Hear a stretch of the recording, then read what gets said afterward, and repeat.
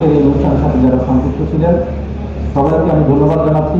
আমাকে সহ আজকে যাদেরকে আমন্ত্রণ জানানো হয়েছে সকলকে এই অনুষ্ঠানে আমন্ত্রণ জানানোর জন্য।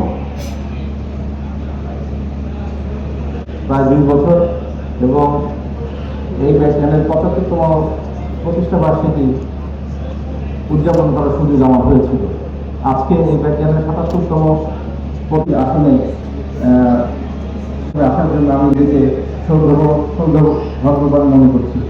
মহান সৃষ্টিকর্তার কাছে আমি শুকরিয়া জ্ঞাপন করছি। আলহামদুলিল্লাহ। আমি আগে বলেছি দেখলাম ব্যাটম্যান একটি ঐতিহ্যবাহী ব্যাটম্যান দীর্ঘ ৭৭ বছর। নিঃসন্দেহে এই ব্যাটালিয়নের সাফল্য এটা কাউকে বলে দেওয়ার প্রয়োজন নাই। আপনারা প্রতিনিয়ত এই সাফল্য দেখতে পাচ্ছেন। কিছুক্ষণ আগে এই বিস্তারিত বর্ণনা দেওয়া হয়েছে, আমি সেদিকে যাব না। টেকনাফ ব্যাটালিয়নের যে কর্মকাণ্ড নিঃসন্দেহে যে প্রশংসার দাবিদার এবং শ্রমজীবী যে দায়িত্ব পালন করছে টেকনাফে, এই দায়িত্ব পালনের মাধ্যমে আমাদের টেকনাফ ব্যাটালিয়ন সহ গ্রাম সেক্টর বাংলাদেশের অর্থনীতিতে, বাংলাদেশের সামাজিক উন্নয়নে, বাংলাদেশের সকল পরিসরে নিরবচ্ছিন্ন এবং অনবদ্য অবদান রেখে যাচ্ছে। এই জন্য টেকনাফ ব্যাটালিয়ন অধিনায়ক সহ এখানে উপস্থিত টেকনাফ ব্যাটালিয়নের সকল সদস্যকে আমি আন্তরিক ধন্যবাদ জানাচ্ছি। আমাদের মহাপরিচালক মহোদয়ের পক্ষ থেকে, আমাদের ব্রিগেড কমান্ডার মহোদয়ের পক্ষ থেকে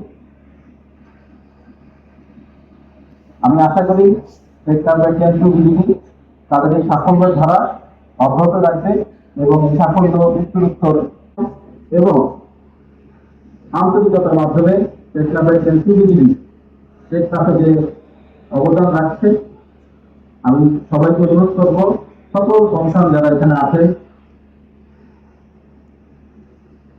সকল কর্মকর্তা, সাংবাদিক ভাইবৃন্দ, সবাইকে অনুরোধ করব আপনারা এই টেকনাফ ব্যাটালিয়নকে সর্বাত্মক সহযোগিতা করবেন, যেন টেকনাফ ব্যাটালিয়ন ভবিষ্যতে আরো সুন্দরভাবে এখানে কাজ করতে পারে।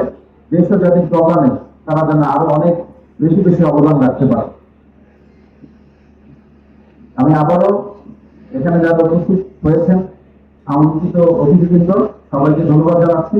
তারা কষ্ট করে এখানে আজকে এই অনুষ্ঠানে এসেছেন, আমাদের এই অনুষ্ঠানকে গৌরবান্বিত করেছেন, সৌন্দর্যমণ্ডিত করেছেন।